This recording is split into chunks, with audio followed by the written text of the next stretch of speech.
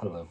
Just to start this off, I have a question. If you don't mind, if you could just think about the people closest to you. I'll think of someone with you guys and I'll give you a little time to think. Alright.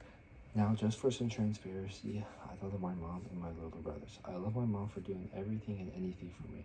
Now, being the oldest of my brothers, with no dad in the picture, I find myself being very protective. Now, I don't know if you thought of someone where you felt the need to watch over them. But if you did, I know you would understand you have their best interests in mind. Now, if you have someone in their adolescence, like I did, there's a big problem going in the world right now. People in their adolescence are dying more and more year to year from drug abuse. Now, I don't mean to scare you, but as I asked before, we all have someone we care about, and especially the ones that are younger and we feel the need to watch over. Teens going into adulthood need guidance. They must understand the repercussions and the effects on drugs. Now, I am not a doctor, nor am I the perfect person to tell you what you need to do to stop drugs in adolescence. But as you, I am also concerned for the people I love. I have found interesting facts and ways you can prepare yourself and loved ones to get that talk about drugs in. I have three main points. My first point I would like to talk about is breaking the wall that keeps us from talking to the ones that we love about these difficult topics. My second point will be telling you why teens do drugs. My third point is ways you can build a better drug resistance with learning about how drugs affect you. And sorry, I did not introduce myself. My name is Tommy. I find this topic very near to my heart. But enough about me though. I would like to talk about my first topic. The stigma around drug abusers is very big. We feel as drug addicts and abusers are below us in society. But as I have learned, it shouldn't be that way. As I read the book Clean by David Sheff, he says addiction is a disease.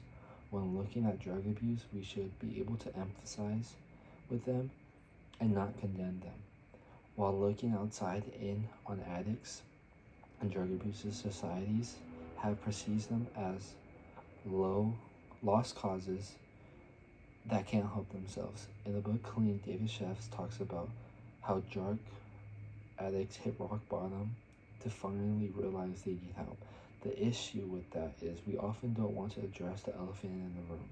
Now, us looking in find that the sense of shame with our loved ones when they fall to this horrible disease. As the people we care about change and become not themselves, we must take it upon ourselves to address these issues and help them cure this disease, as we would try our hardest to help them fight any other diseases. The second point, now understanding that addiction is a disease we need to treat. We must understand the reasons of why teens and young adults get into drugs in the first place. While being in their almost most influenced part of their lives, there are many outside and inside pressures to do drugs, as movies, shows, and music shine light on doing drugs like smoking weed, sipping lean, popping bottles, doing ecstasy. As adolescents, they come to desire conformity. As growing up and learning, many adolescents turn to secondary groups in their lives for growing their personalities and behaviors, which includes classmates, music groups, and maybe coworkers, which drugs can be introduced there. And just like how addicts realize they need to continue doing these drugs, they also feel like they may need to feel to escape emotions or maybe something they're going through. This is never not, there is never not time to talk about this to the ones you love the most about how they are feeling.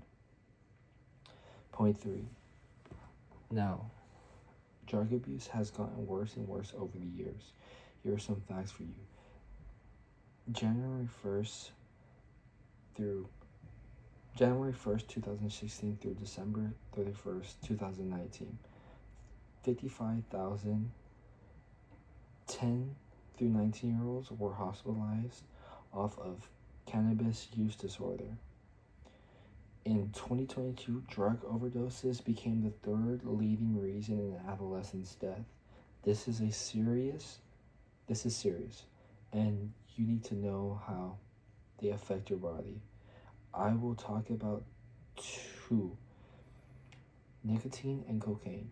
Nicotine comes from the tobacco plant. Nicotine gets smoked, then rapidly absorbed through the walls, through blood, then gets to the brain, which then releases chemicals called dopamine, aka the happy chemical. Nicotine is a stimulant. You could also get respiratory depression from smoking nicotine. I won't be able to talk about that right now. I fear this might be a little long of a speech, but I would like you to go ahead and do your research on that. A party drug like cocaine is very dangerous. People usually snort it. Cocaine is also a stimulant. Cocaine is also highly addictive. It also releases the same dopamine chemical. The drug is often mixed with other drugs like fentanyl, which can be very deadly even in low dosage. Now, because of these dangers of drugs, there is always ways to prepare loved ones to encounter these. Some tactics are scare tactics. In a controversial way, but it could possibly help. Telling them what could lead to during doing drugs, like getting hurt or going to jail. A better way to go about this is teaching your loved ones about peer resistance. That means giving them a self-awareness to say to themselves they don't need to prove anything to no one, only themselves. It teaches effective communication, to turn things down. It teaches them self-esteem, how to face pressure of handling that stress, and more importantly, to say no. Now, I hope you were able to take something from this. We all have people we care about, and we all want the best for them. Remembering drug abuse and addiction is not something to look down upon and walk away. It's something you need to stop and raise your hand out to.